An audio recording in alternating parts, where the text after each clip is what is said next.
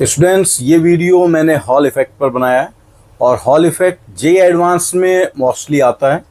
एक बार तो इस पर पूरा पैराग्राफ आया था जिसमें 2 क्वेश्चन थे, पूरा 8 मार्क्स का। और मैंने मैग्नेटिक फोर्स के डायरेक्शन को समझाने के लिए प्योरली वेक्टर्स का यूज़ किया है।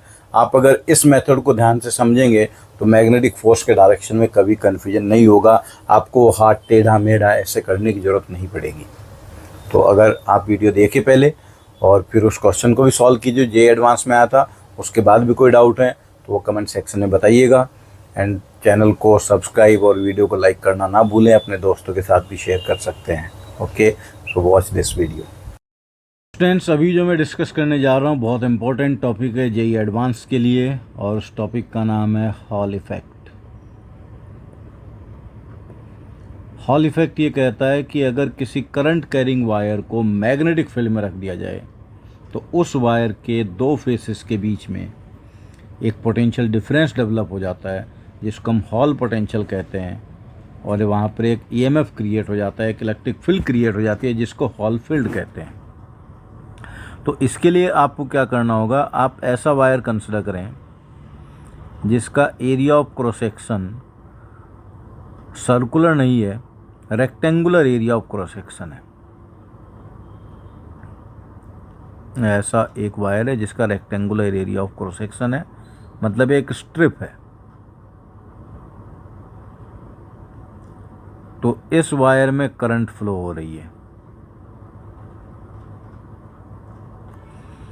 Current is flowing from this face 1 to face 2। Current इधर फ्लो कर रही है आई। लेट्स से इसका ये डायरेक्शन एक्स एक्सिस है, ये वाई एक्सिस है, और ये डायरेक्शन है जेड एक्सिस।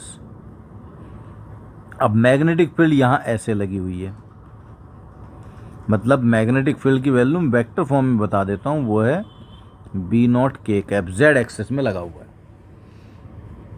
तो अगर मैं ये मान लूँ करंट अगर मैं लिखना चाहूँ तो करंट की वैल्यू क्या होती है, N E A into V D drift velocity, N number of electrons per unit volume, area होता है करंट के डायरेक्शन के परपेंडिकुलर जो क्रॉस सेक्शन है उसका एरिया।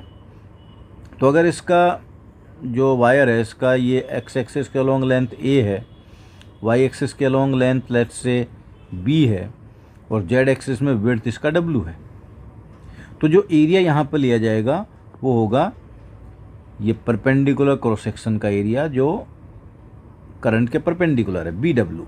तो करंट बनेगी N E B W V D. Charge current positive X axis में जा रही है, तो जो इलेक्ट्रॉन्स हैं वो पीछे जा रहे होंगे with drift velocity V D. तो ये इलेक्ट्रॉन्स क्योंकि चल रहे हैं तो इन पर मैग्नेटिक फोर्स लगेगा जो होगा minus E into V D I cap जो नेगेटिव में है, और magnetic field B naught K cap. Minus minus plus बन गया, आई क्रॉस के माइनस जे, तो हर इलेक्ट्रॉन पर एक मैग्नेटिक फोर्स लगेगा E V D B naught into minus J cap. तो इलेक्ट्रॉन्स पर मैग्नेटिक फोर्स नीचे की तरफ लग रहा है। तो होगा क्या, ये इलेक्ट्रॉन्स इस लोअर फेस पर डिपॉजिट होना स्टार्ट हो जाएंगे। अब इलेक्ट्रॉन्स अगर लोअर फेस पर डिपॉजिट हो रहे हैं तो अपर फेस पर कैसा चार्ज डिपॉजिट होगा, पॉजिटिव चार्ज, और वो पॉजिटिव निगेटिव चार्ज अपनी एक इलेक्ट्रिक फील्ड क्रिएट कर लेगा नीचे की तरफ, जिसके कारण इन पर एक फोर्स लगेगा इलेक्ट्रिक फोर्स ऊपर की तरफ ई इंटू ई। इधर लग रहा था ई वी डी बी। ऐसा डिपोजिशन तब तक होता रहेगा जब तक इलेक्ट्रोस्टैटिक फोर्स मैग्नेटिक फोर्स को बैलेंस ना कर ले और इलेक्ट्रॉन फिर से सीधा स्ट्रेट लाइन में चलने लगेंगे। तो जब ये इक्विलिब्रियम सेटअप होगा उस टाइम पर net force E plus E V D B, V D cross B कर दो आप, इसका सम 0 होगा। तो उस टाइम पर इलेक्ट्रिक फील्ड की वैल्यू विद वेक्टर अब मैं लिख सकता हूँ drift velocity into B vector.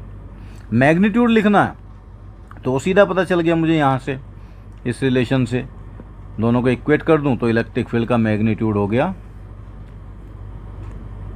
E equals to V D into B. अब अगर मुझे बताना है अपर फेस पर क्योंकि पॉजिटिव चार्ज डिपॉजिट हुआ लोअर फेस पर निगेटिव चार्ज डिपॉजिट हुआ, तो इन दोनों के बीच में एक पोटेंशियल डिफरेंस होगा डेल्टा वी। इस पोटेंशियल डिफरेंस को ही कहते हैं हॉल पोटेंशियल। इस पोटेंशियल डिफरेंस की वैल्यू देखो, दोनों सरफेसेस के बीच का सेपरेशन, ये सेपरेशन बी के बराबर है, तो पोटेंशियल डिफरेंस आएगा delta V equals to E into B, that is V D capital B small B. This is Hall potential. इसे आप करंट के टर्म में भी लिख सकते हैं।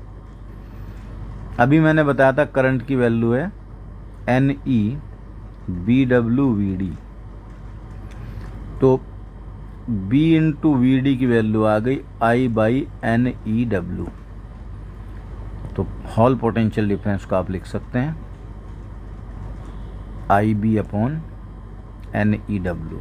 ये दो तरीके से एग्जाम में पूछा जाता है।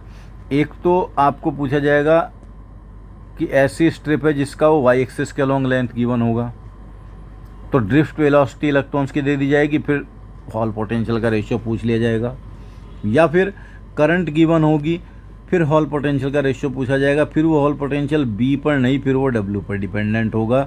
और जेईई एडवांस में ये क्वेश्चन एक बार आ भी चुका है, आगे फिर से आ सकता है।